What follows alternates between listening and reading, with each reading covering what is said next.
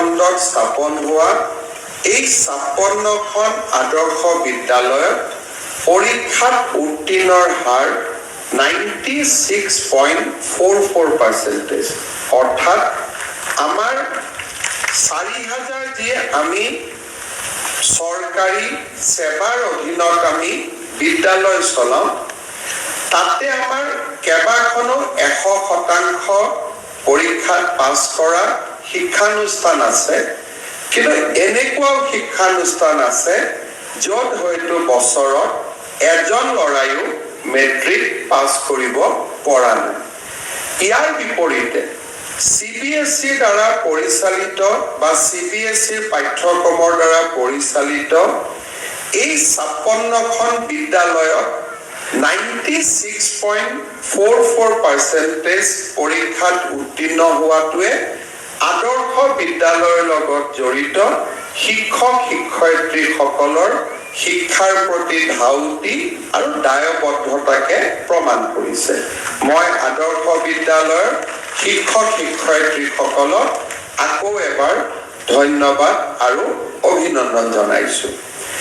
আদৰ্শ বিদ্যালয়সমূহত আমি আমাৰ প্ৰাদেশিক বিদ্যালয়সমূহ আমি যেতিয়া আৰম্ভ কৰিছিলো, তাৰ সফল আৰু বিফল এই দুইটা দিশৰ ওপৰত আমি গুৰুত্ব ৰাখি এই বিদ্যালয়বিলাকক আমি কেইবাটাও নতুন প্ৰয়োগ কৰিবৰ বাবে আমি চেষ্টা চলাইছিলো।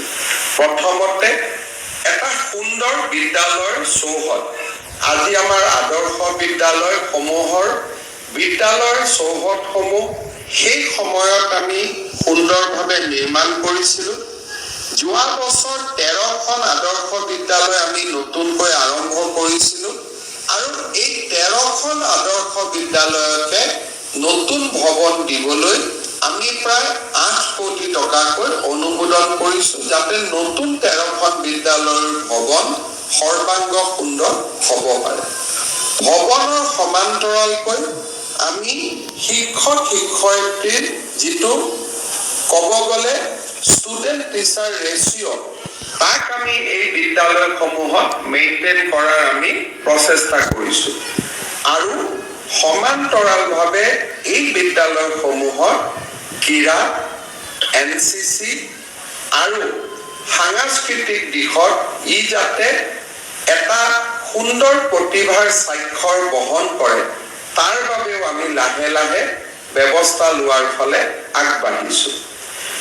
আজি আমাৰ ৰঙাপথাৰ, পূব মঙলদৈ, দকুচি, বৰক্ষেত্ৰী, মাটিয়া, লয়াৰপুৰা, ৰূপসী, গণককুচি, চাকুমাথা, মৈৰাবাৰী আৰু বটদ্ৰৱা আদৰ্শ বিদ্যালয়ৰ শিক্ষক শিক্ষয়িত্ৰীসকলে সাংস্কৃতিক অনুষ্ঠান আপোনালোকৰ আগত পৰিৱেশন কৰিব।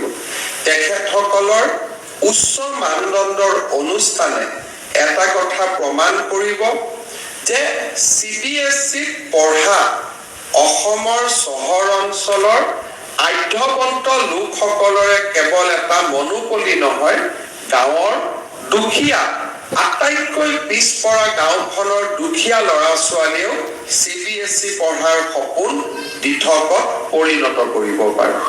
আমাৰ সমাজত ক'ব নোৱাৰাকৈ আমি এটা ধাৰণাৰ সৃষ্টি কৰিছো যে ধনী মানুহৰ ল'ৰা ছোৱালীয়ে CBSE পঢ়িব আৰু দুখীয়া মানুহৰ ল'ৰা ছোৱালীয়ে প্ৰাদেশিক বিদ্যালয়ত পঢ়িব। ধনী মানুহৰ ল'ৰা ছোৱালীয়ে ইংৰাজী ভাষাত পঢ়িব, দুখীয়া মানুহৰ ল'ৰা ছোৱালীয়ে অসমীয়া ভাষাত পঢ়িব। ধনী মানুহৰ ল'ৰা ছোৱালীয়ে ইংৰাজী ভাষাত পঢ়ি আকাশ চোৱাৰ সপোন দেখিব পাৰিব। দুখীয়া মানুহৰ ল'ৰা ছোৱালীয়ে অসমীয়া ভাষাটো ধৰি ৰাখিব লাগিব। সমাজৰ এই অদ্ভুত নিয়ম অকল মাত্ৰ কিছুমান মানুহে যে তাক মানে তেনেকুৱা নহয়। মই দেখা পাওঁ যে যি মানুহে নিজৰ ল'ৰা ছোৱালী নাতি পুতি ইংৰাজী মাধ্যমত নাম লগাই পঢ়ুৱাই আছে, তেওঁলোকে চৰকাৰক এক প্ৰকাৰ দাবী ধমকি দিয়ে যে দুখীয়া মানুহৰ ল'ৰা ছোৱালীখিনিক কিন্তু তোমালোকে অসমীয়া মাধ্যমৰ স্কুলতে পঢ়াব লাগিব। সমাজৰ এই অদ্ভুত নিয়মটোৰ উত্তৰ মই আজিও বিচাৰি নাপাওঁ। কেতিয়াবা আমাৰ সাংবাদিক পেপাৰৰ সম্পাদকসকলেও অসমীয়া মাধ্যমৰ কথা ডাঙৰ ডাঙৰকৈ লিখে।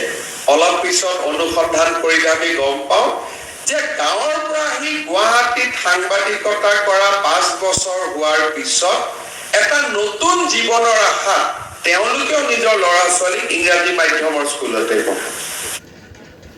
हमारे मजला yoktur. İnsani düzeltmek için vakti ihtiyacımız var. ইংৰাজী মাধ্যমৰ স্কুলতে পঢ়ায়। ব্যক্তিগত জীৱনত মই কৰা ভুলটো বুলি যাক মই ভুল পাবো, মই নিজে ভুল নাভাবো, কিন্তু ব্যক্তিগত জীৱনত মই নিজকে এটা ভুল কৰা বুলি অনুভৱ কৰি মই শুদ্ধটো বেলেগৰ ল'ৰা ছোৱালীৰ পৰা আশা কৰি থাকো। এনেকুৱা ধৰণৰ পাৰ্থক্যৰ মাজত আমি জীয়াই থাকো। কিন্তু মই এটা কথা অনুভৱ কৰো যে ৰাজ্যত সেই সময়ত সৃষ্টি হোৱা এক প্ৰকাৰ শৈক্ষিক বাধাৰ পিছতো আমি এই 56খন স্কুলক CBSE ধৰি ৰাখিবৰ বাবে চেষ্টা কৰিছিলো। কাৰণ CBSE পাঠ্যক্ৰমে কোনো ব্ৰিটিছ বা আমেৰিকাত নিৰ্মাণ কৰা এই পাঠ্যক্ৰম নহয়, ইও ভাৰতৰ বুকুতে নিৰ্মাণ হোৱা পাঠ্যক্ৰম। আৰু CBSE পাঠ্যক্ৰমে ৰাষ্ট্ৰীয়তাৰ এক অদ্ভুত শিহৰণ আমাৰ গাত আনি দিয়ে। আৰু CBSE পাঠ্যক্ৰম কোনো বেলেগ মানুহে নিৰ্মাণ কৰা নহয়। আমাৰ অসমৰ কেন্দ্ৰীয় বিদ্যালয়বিলাকত ইমান দিনে CBSE পাঠ্যক্ৰম চলি আছে আৰু কি বহুত দিনৰ পৰা চলি থকা এটা পৰম্পৰা। পাৰ্থক্য এটাই, এসময়ত ই নগৰীয়া অভিজাত্য আছিল। আজি আমি তাক গাঁৱৰ পিছপৰা ব্লকটোলৈকে লৈ গৈছো। এসময়ত ই আধ্যবন্ত লোকৰ অভিজাত্য আছিল। আজি আমি তাক দৰিদ্ৰ আৰু পিছপৰা শ্ৰেণীৰ লোকৰ বাবেও আমি তাক মুকলি কৰি দিছো।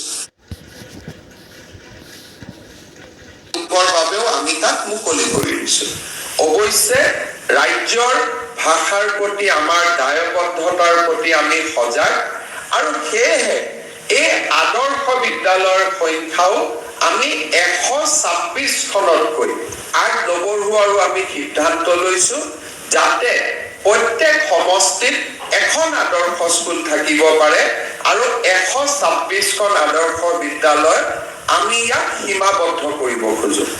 আদৰ্শ বিদ্যালয়সমূহৰ সমান্তৰালভাৱে অসমৰ আন প্ৰাদেশিকৃত বিদ্যালয়সমূহকো আমি আগবঢ়াই লৈ যোৱাৰ পৰিকল্পনা কৰিছো।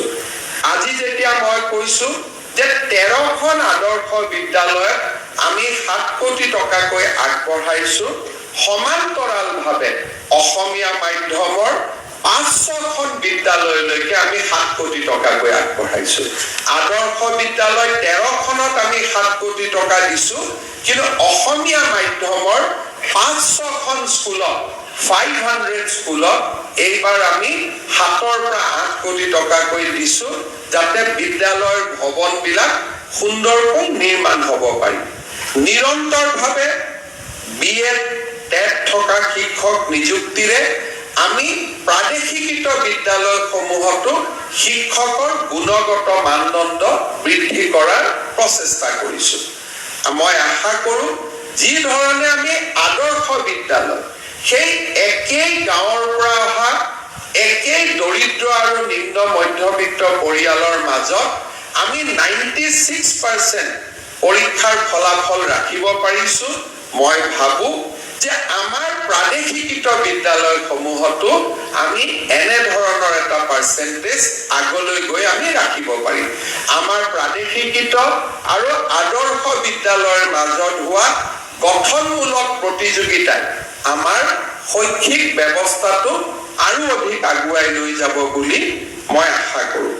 আজি আমি এই অনুষ্ঠানত আমাৰ আদৰ্শ বিদ্যালয়ৰ শিক্ষক ছাত্ৰ ছাত্ৰীসকলৰ সাংস্কৃতিক অনুষ্ঠান চাব খুজিছো। আজি মই যিখিনি নাম পঢ়ি দিলো, লয়াৰপুৰা, আমাৰ বৰাক উপত্যকাৰ গণককুছি, চাকুমঠা, বিশ্বনাথৰ পৰা মইলাবাৰী, মৰিগাঁও, কটদ্ৰৱা, মৰিগাঁও, নগাঁৱৰ পৰা, ইয়াত মহানগৰৰ চাপ নাই। লখিমপুৰ, তেজপুৰ, গুৱাহাটীৰ চাপ ইয়াত নাই। প্ৰতিখন বিদ্যালয় গাঁৱৰ ভিতৰত গৈ স্থাপন হোৱাৰ সেই সময়ত বেকৱাৰ্ড এডুকেশ্যনেল ব্লকত স্থাপন কৰা ভাৰত চৰকাৰে অসমৰ 98টা ব্লক বেকৱাৰ্ড ব্লক বুলি শৈক্ষিক মানদণ্ডৰ পৰা নিৰ্ধাৰণ কৰিছিল আৰু প্ৰথম চাম আদৰ্শ বিদ্যালয় তাতে গঢ়ি উঠিছিল আজি সেই বিদ্যালয়ৰ পৰা ল'ৰা ছোৱালীসকলক লৈ আহি আমি ইয়াতে শংকৰদেৱ কলাক্ষেত্ৰত সাংস্কৃতিক অনুষ্ঠান পৰিৱেশনৰ যি প্ৰচেষ্টা লৈছো তাৰ বাবে মই অসম আদৰ্শ বিদ্যালয় সমিতিক ধন্যবাদ দিছো